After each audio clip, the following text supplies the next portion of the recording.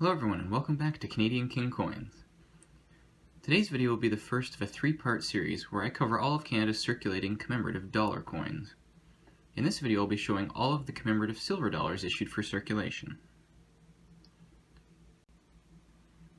Canada issued silver dollars from 1935 to 1967 in 80% silver, which you can learn about here. But did you know that the very first one was issued as a commemorative? That's right, the entire dollar denomination was introduced to Canada to celebrate the Silver Jubilee of King George V. The last Jubilee Canada celebrated was in 1897, so for this one they went all out. Maybe one day I'll be able to show off the commemorative $25 bill they issued in 1935. The reverse shows the introduction of the Voyager design, which would be used as the standard design on the dollar coins until 1987.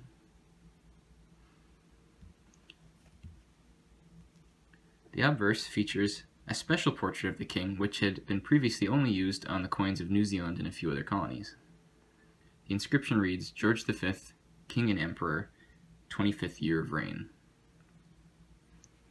The regular Canadian portrait of the king can be seen on this 1936 dollar.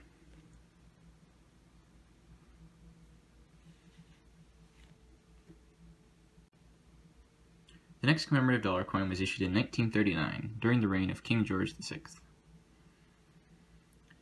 This design is probably my favorite on the list. It was issued to celebrate the famous 1939 royal visit, the first time a reigning monarch had visited Canada.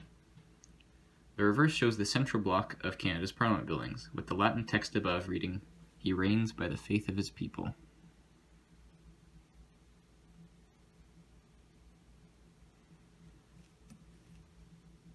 The obverse features the standard portrait of the king. 1939 royal visit also included a visit to the USA, which of course led to many other historical firsts. The next commemorative dollar wouldn't be issued until after World War II, in 1949. This dollar was issued to commemorate the colony of Newfoundland joining Canadian Confederation. Newfoundland had avoided becoming part of Canada for over 80 years, but after a series of two referendums in 1948, they decided to join Canada as the 10th province. The reverse design shows a ship named the Matthew, which John Cabot was sailing when he discovered Newfoundland in 1497. The inscription right below the ship, which you can kind of see here, is Latin for "May the Newfoundland flourish," which I believe is Newfoundland's current motto. The obverse again features the standard portrait of the king, now with the updated inscription to reflect India's independence.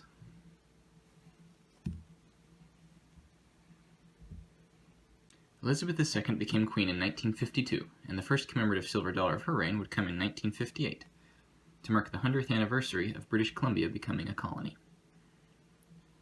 A whole 13 years before joining Canada, British Columbia was created when the British government decided to organize a colony on the west coast, due to the sudden influx of people in the area looking for gold. The reverse design shows a traditional First Nations totem pole with a mountain range in the background.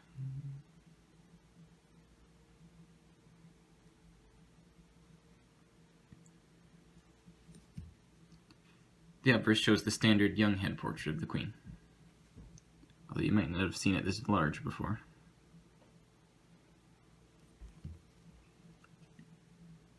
The most interesting thing about this coin is the story that came with it after its release. The story goes that the West Coast First Nations were offended by this coin because the totem pole represented death, but the story and the supposed symbolism are completely false. The totem pole actually shown represents a bear and its cub, which is a common clan symbol.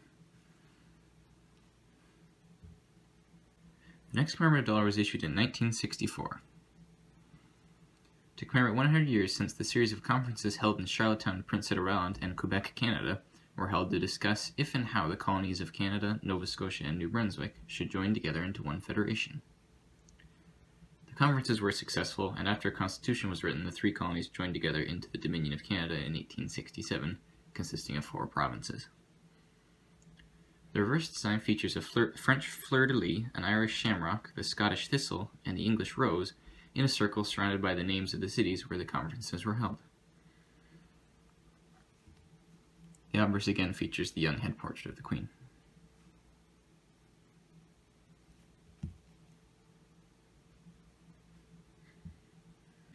And finally, the last commemorative silver dollar, which also happens to be the last year of the silver dollar. 1967 was Canada's Centennial year, and was thus a year of massive celebration. All of the circulation coins from 1967 featured special animal reverse designs by renowned Canadian artist Alex Colville. The dollar featured a Canadian goose in flight on the reverse, and on the obverse, the portrait of the Queen that was just introduced in 1965.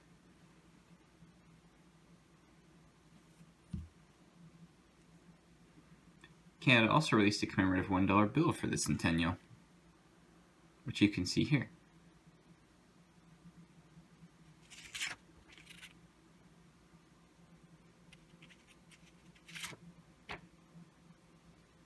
The very next year, in 1968, Canada began issuing much smaller dollars, made of nickel instead of silver.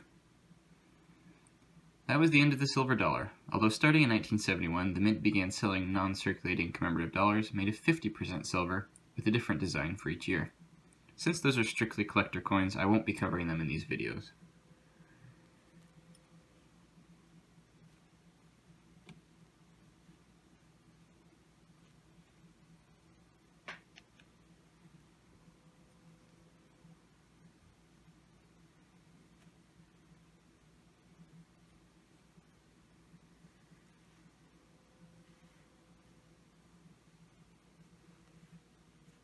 I hope you've enjoyed this video covering all of the Canadian commemorative silver dollars, and if you're interested, stay tuned for part 2, where I cover all of Canada's commemorative nickel dollars, and eventually a part 3, where I cover Canada's commemorative loonies.